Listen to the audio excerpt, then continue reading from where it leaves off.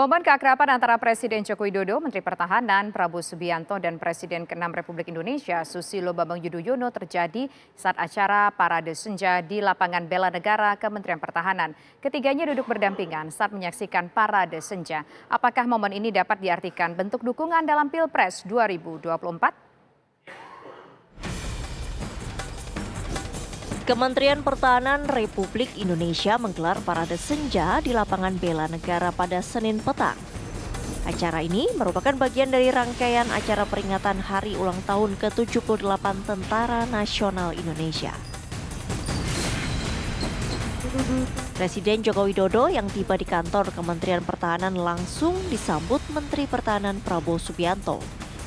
Presiden Joko Widodo duduk diapit Menhan Prabowo Subianto dan Presiden ke-6 RI Susilo Bambang Yudhoyono.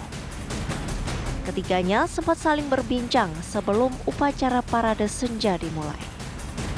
Dalam acara ini, Presiden Joko Widodo bertindak sebagai inspektur upacara Parade Senja. Setelah bendera merah putih diturunkan, acara pun dilanjutkan dengan defile 3 matra TNI. Momen keakraban tampak saat defile berlangsung. Baik Presiden Joko Widodo, Prabowo Subianto, dan SBY tertangkap kamera tengah berbincang. Bahkan setelah defile selesai, ketiganya saling bersalaman dengan suasana yang penuh keakraban. Acara Parade Senja kemudian berlanjut dengan acara gala dinner. Menteri Pertahanan Prabowo Subianto menyatakan acara Parade Senja ini merupakan bagian acara peringatan yang mengingatkan akan pentingnya sejarah Indonesia. Merayakan tanggal tahun ke-78 tahun 2023. Acara malam ini adalah bagian dari serangkaian acara peringatan yang dimaksudkan untuk mengingatkan kita akan pentingnya sejarah kita dan pentingnya melanjutkan nilai-nilai yang telah kita warisi dari pendiri-pendiri bangsa kita dan pendiri-pendiri TNI. Dalam sambutannya, Presiden ke-6 RI Susilo Bambang Yudhoyono pun menyatakan bahwa Kementerian Pertahanan di bawah kepemimpinan Prabowo mampu mencapai target utama dalam kemajuan TNI. Saya yakin para purnawirawan sesepuh dan veteran bersepakat dengan saya bahwa TNI yang kita cintai, kekuatan pertahanan yang kita miliki sekarang ini pada tingkatan yang makin maju dan membanggakan.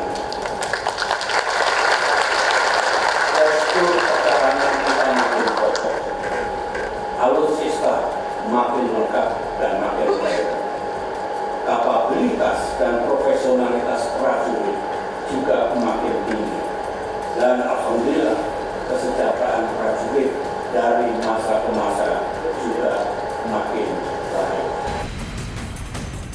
Parade Senja ini juga dihadiri banyak petinggi negeri dan juga petinggi TNI, serta purnawirawan TNI seperti Jenderal Purnawirawan Agung Gumelar, Jenderal Purnawirawan Wiranto, serta Jenderal Purnawirawan Tri Sutrisno.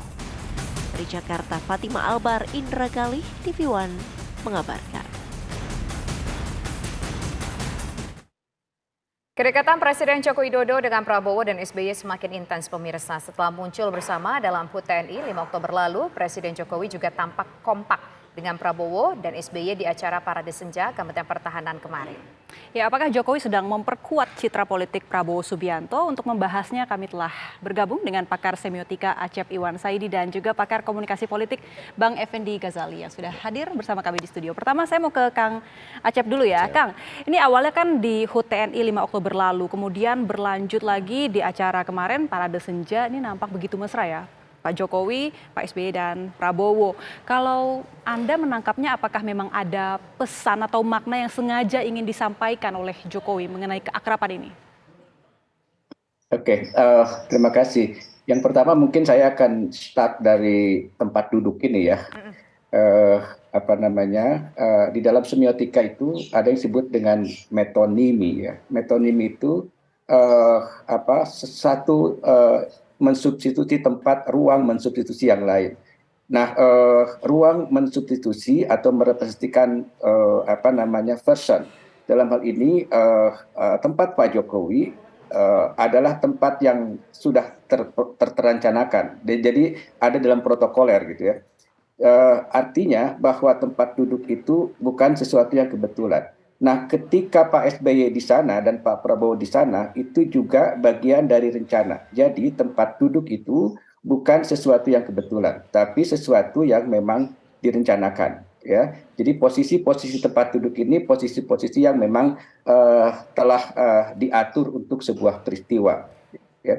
Jadi, nah kemudian blocking tempat duduk ini tentu saja juga mengirim pesan atau saya sebut sebagai kode semiotika ya. Nah, ada beberapa kode yang ingin dikirim. Yang pertama adalah kode jabatan sebenarnya ya. Ketika orang-orang ditempatkan secara protokoler, maka di situ menunjukkan siapa menjabat apa. Tentu di situ Pak Jokowi pasti menempati tempat yang pertama sebagai presiden. Sisi lain juga ada relasi kekerabatan ya atau relasi penghormatan. Maka keadaan Pak SBY di sana bisa dibaca sebagai kode bagaimana Pak Jokowi atau negara menghormati Pak SBY. Mengapa? Karena memang ini acaranya TNI dan kita tahu bahwa Pak SBY adalah salah satu presiden juga dari tentara ya. Jadi itu ada relasi, ada kode kekerabatan, ada penghormatan jabatan. Jadi posisi Menhan jelas di situ, kemudian posisi Pak SBY dan presiden dari sisi jabatan penghormatan. Tapi tentu yang terakhir dalam situasi hari ini kita akan juga melihatnya sebagai kode politik ya. Nah, kita tahu seperti tadi juga yang telah disebutkan bahwa sejak bergabung dengan koalisi Indonesia Maju ini, maka jelas kehadiran Pak SBY di sana bukan sekedar mengirim kode jabatan atau kode penghormatan ya, tetapi juga kode politik ya. Jadi kalau dikatakan bahwa ini dalam kerangka juga untuk meraih suara kemenangan pada 2024, secara semiotik menurut saya itu memang logik ya. Jadi logik. Jadi tentu Pak SBY adalah satu tenaga baru tentu saja ya, tenaga baru yang datang justru pada awalnya dari tempat yang berseberangan. Ya, jadi menurut saya ini akan memberikan efek pada peraihan suara pada Pilpres 2024 nanti ya. Oke, baik. Nah, tentu kita juga bisa menyambung-nyambungkan mungkin ya bahwa Pak SBY itu juga selain punya partai tapi juga punya AHY di sana ya. Jadi secara semiotik menurut saya interpretasi ke wilayah itu juga sangat memungkinkan. Meskipun misalnya rumor terakhir atau isu terakhir AHY itu tidak masuk di dalam hitungan. Kita tahan dulu Pak Prabowo sampai di situ.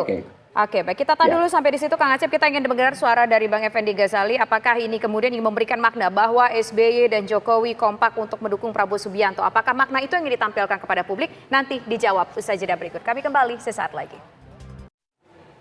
Bang Ege menjawab pertanyaan menggantung tadi, apakah pertemuan yang tampaknya akrab dengan kursi yang sudah disetting sedemikian rupa, bahasa Kang Acep tadi, ingin menunjukkan bahwa Jokowi ini betul-betul mendukung Prabowo Subianto dan ada SBY di sana yang juga fight turun gunung seperti yang disampaikan tempo hari. Salam dulu buat Kang Acep Iwan Saidi ya. Ini luar biasa apa yang dia katakan tadi soal semiotika, saya setuju sepenuhnya. Nah, sekarang persoalannya adalah Kang Acep dan para pemirsa, kita sedang berada di mana nih? Apakah kita berada pada posisi melihat mereka selama ini sudah mesra-mesra saja, akrab-akrab saja, atau kebetulan kita memang melihat posisi sebelumnya mereka nggak terlalu akrab? Nah, jangan lupa loh, kalau Pak SBY ada konferensi pers loh itu.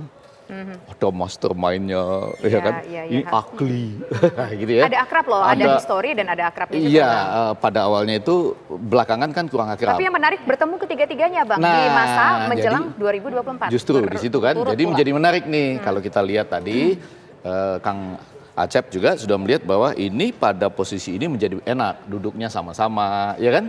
Nah, ditambah lagi dengan sebelumnya kan sudah ada pertemuan yang kabarnya nanti akan berujung masuk dalam kabinet. Ya, nah sebelumnya lagi saya mau sampaikan bahwa ada satu peristiwa yang sangat kuat.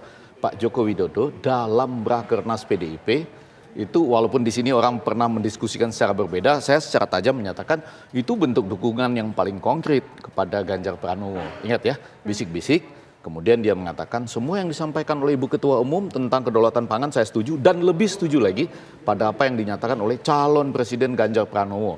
Dia bilang, dia bisik-bisik, Pak, setelah nanti dilantik, besoknya langsung masuk ke kedaulatan pangan. Jadi orang-orang perlu mencari kalau nggak ucapan eksplisit, keakraban yang menggambarkan ke arah mana nih pendaftaran atau koalisi pada 19 sampai 25 Oktober. Tanggal 10 ya sekarang. Kita 9 sampai 15 hari lagi akan menemukan ini.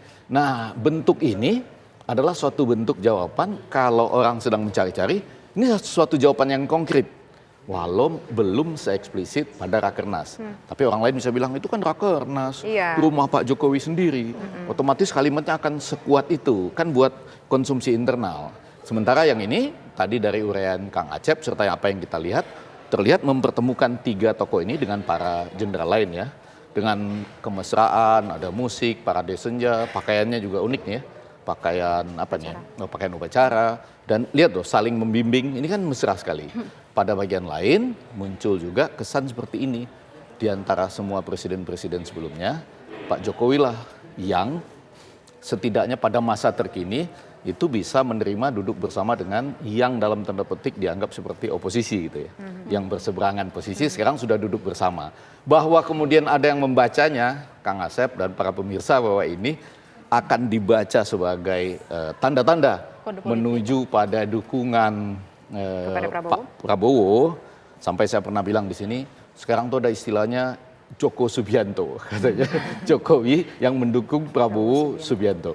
Nah, kalau itu dibaca sebagai tanda-tanda itu, tinggal kita tunggu nih apakah kita butuh kalimat eksplisit atau malah deklarasi saja. Sebenarnya yang paling diingat oleh publik itu apakah simbolik-simbolik seperti ini secara implisit atau mungkin Rakernas yang dihadiri orang besar memang saatnya harus berpidato disampaikan secara eksplisit. Yang mana yang paling diingat oleh publik? Nah, nanti harus ke Kang Acep Iwansaidi ya, tapi saya mau mengatakan tergantung pada posisi kita. Kalau posisi kita saat ini sedang mencari-cari, ya kan orang sekarang ini sebetulnya sudah ada kan, cenderung ke sini, cenderung ke sana, cenderung ke situ misalnya. Nah, pada waktu itu dia melihat, eksplisit sekali nih dukungan ke Ganjar Pranowo. Nanti setelah dilantik, pasti dilantik sebagai calon presiden. Sebagai presiden, karena sebelumnya disebutkan calon presiden Ganjar Pranowo gitu. Nah, di tengah-tengah itu orang mencari-cari apakah ucapan eksplisit ataukah bentuk-bentuk yang seperti ini. Bentuk ini sangat kuat kalau menurut saya. Tapi mungkin ada lagi yang lebih kuat nanti, yang lebih eksplisit ya. Kalau misalnya ada deklarasi, Anda bisa bayangkan nggak itu kalau betul ada deklarasi? Kabarnya Sabtu ini ya? Ya, isu yang beredar ya, itu. Dan itu jelas saja lah, kita nggak apa-apa diskusi di sini kan, Prabowo Gibran kabarnya gitu. Ya kan, kalau itu terjadi, itu paling eksplisit. Oke, baik. Oke, kita juga mau dengar suara dari Kang Acep, melihatnya seperti apa Kang? Kode politik yang bisa dicerna atau ditangkap masyarakat. 1 menit saja Kang, singkat padat. Oke. Bang Effendi, memang saya berkali-kali mengalami apa yang dulu sering saya sebut kematian semiotika ya. Jadi tanda yang dikirim A, faktanya kemudian B. Ya, saya sadar itu dan tapi sekarang saya memang sedang ikut permainan apa yang sedang dimainkan oleh Pak Jokowi ya, yang selalu bermain di wilayah tanda yang enigmatik ya.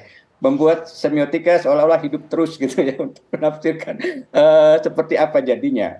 Tapi memang kalau lagi-lagi kalau saya baca dalam logika semiotik, memang Prabowo Pak Jokowi ini memang mendukung keduanya dan kemudian pada akhirnya menurut saya dia akan cenderung pada apa yang menurut beliau yang memungkinkan beliau bisa keluar dari istana dengan lebih aman. Menurut saya itu mungkin yang kecenderungan terakhir yang akan diambil oleh Pak Jokowi gitu ya. Tapi sejauh ini memang Pak Jokowi ini berada di pusat tanda kalau menurut saya ya, yang selalu memainkan terus tanda yang membuat kita terus melakukan interpretasi. Dan sejak awal kan memang ini style Pak Jokowi ya. Saya kemarin sebut bahwa style Pak Jokowi adalah dia mengambil strategi politik degung gitu ya. Jadi dia bermain di dalam suara-suara itu dan kemudian dia akan nanti menyalip atau melakukan satu hal yang mungkin juga di luar dugaan-dugaan, mungkin juga di luar interpretasi semiotika. Itu yang saya sebut sebagai matinya semiotika itu, Bang Effendi. Okay. Baik, terima kasih Kang Acep, terima kasih juga Ya. Bang Ege sudah bergabung bersama kami. Sama-sama di nggak program ngerti kami ya. Artinya kami berdua Kang Acep sama-sama belum tahu tanda-tanda apa yang sedang dimainkan, tapi memperhatikan dengan baik. Ya. Pastinya sudah punya, jawabannya juga sudah kita dapatkan secara implisit bukan eksplisit. Biarkan nanti pemirsa yang menilai. Tapi gini, Singkat saja Kang Acep. sedikit lagi. Pak SBY dulu pernah mimpi 1 gerbong ya. Mudah-mudahan mimpinya jadi kenyataan. Oke, Oke, baik. Terima ya, kasih ya. Bapak semua. Selamat petang semuanya. Selamat petang.